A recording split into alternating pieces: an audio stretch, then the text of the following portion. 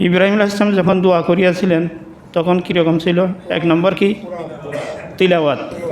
দুই নম্বর তালিম। তিন নম্বর, চার নম্বর আত্মশুদ্ধি তস্কিয়া।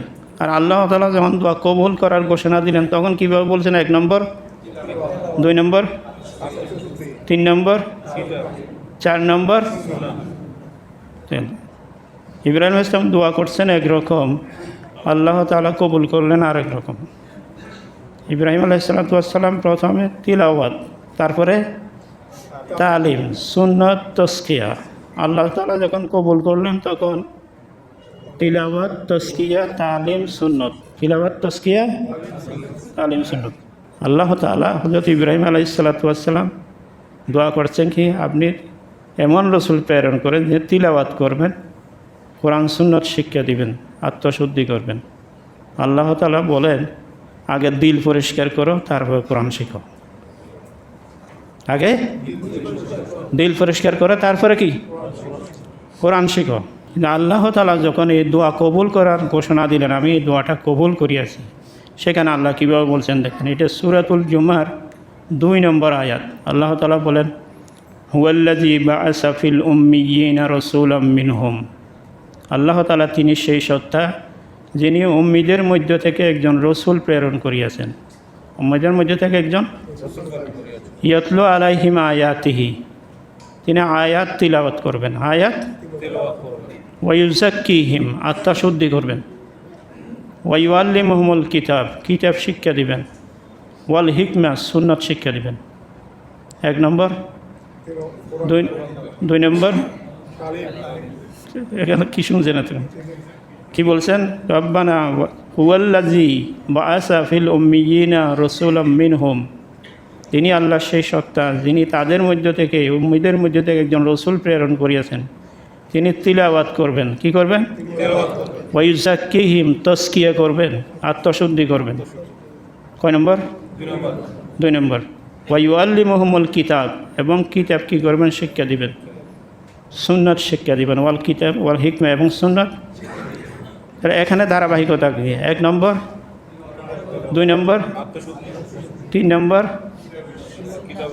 তালিমে কিতাব, চার নম্বর সুন্নত। এক নম্বর কি? তিলাওয়াত। দুই নম্বর, তিন নম্বর, চার নম্বর তিলাওয়াত, তস্কিয়া, তালিম, সুন্নত। তিলাওয়াত, তস্কিয়া। ইব্রাহিম আলাইহিস সালাম যখন দোয়া করিয়াছিলেন তখন কীরকম ছিল? এক নম্বর কি? তিলাওয়াত। দুই নম্বর তালিম। তিন নম্বর, চার নম্বর আত্মশুদ্ধি, তস্কিয়া। আর আল্লাহ তাআলা যখন দোয়া কবুল করার ঘোষণা দিলেন তখন কীভাবে বলছেন? এক নম্বর, দুই নম্বর, তিন নম্বর, চার নম্বর। ইব্রাহিম আলাইহিস সালাম দোয়া করছেন একরকম, আল্লাহ তাআলা কবুল করলেন আরেক রকম। ইব্রাহিম আলাইহিস সালাম প্রথমে তিলাওয়াত, তারপরে তালিম, সুন্নাত, তস্কিয়া।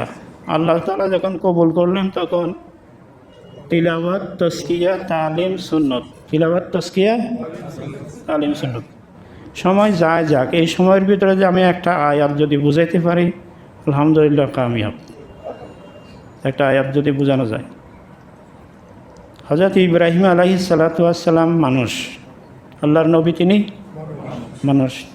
আল্লাহ তাআলা হইলেন খালিক কায়নাত, আল্লাহ রব্বে কায়নাত, আল্লাহ স্রষ্টা, আল্লাহ তাআলা স্রষ্টা।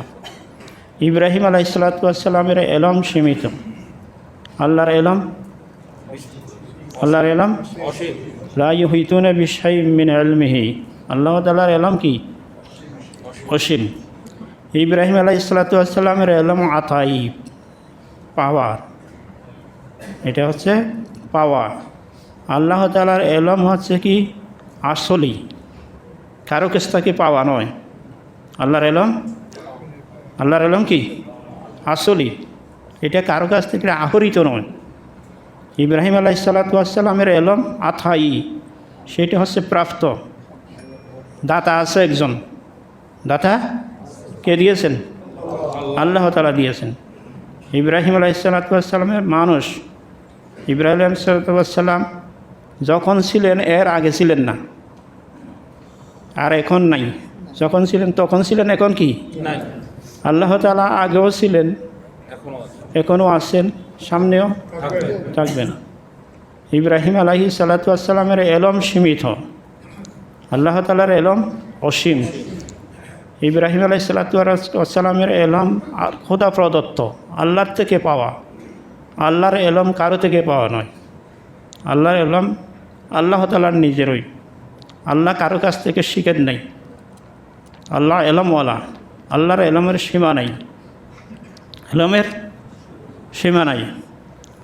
ইব্রাহিম আলাইহিস সালাতু ওয়াস সালাম যখন এই দোয়াটা করলেন, তখন আল্লাহ তাআলা কোন জিনিসটা আগে দরকার, কোনটা পরে দরকার, সেটা আল্লাহ তাআলা বলিয়ে দিয়েছেন। ইব্রাহিম সালাম চাইলেন এখন তিলাওয়াত, তালিম, সুন্নত, তাজকিয়া। আপনারা বলেন যে মেজবানের বড় বড় ডেকচিতে রান্না করা হয়, আগে রান্না করা হয়, পরে ডেকচি ধোয়া হয়, না আগে দেখছি তো, কি বলে? না আগে দেখছি তো, হ্যাঁ, রান্না আগে না ডেকচি ধোয়া আগে? দোয়া ধোয়া আগে, রান্না কি পরে? দেখেন আল্লাহ তাআলা হযরত ইব্রাহিম আলাইহিস সালাতু ওয়াস সালাম দোয়া করছেন কি, আপনি এমন রসুল প্রেরণ করেন যে তিলাওয়াত করবেন, কোরআন সুন্নত শিক্ষা দিবেন, আত্মশুদ্ধি করবেন। আল্লাহ তাআলা বলেন আগে দিল পরিষ্কার করো, তারপরে কোরআন শিখো। আগে দিল পরিষ্কার করো, তারপরে কি কোরআন শিখো। দিল পরিষ্কার আগে। আপনি এই কথাগুলো, আমি যে কথাগুলো বলতেছি, সূক্ষ্মভাবে কথাগুলো ভালোভাবে শুনে রাখবেন। ফিতনা বিভিন্নভাবে আসে। এমন কিছু ফিতনা আছে যারা দিন প্রচার করে, কি করে? দিন প্রচার করে, কিন্তু ফিতনা। ক্লাস 5-এর বাচ্চাকে কোরআন শরীফের তর্জমা পড়ার জন্য ধরিয়ে দেয়।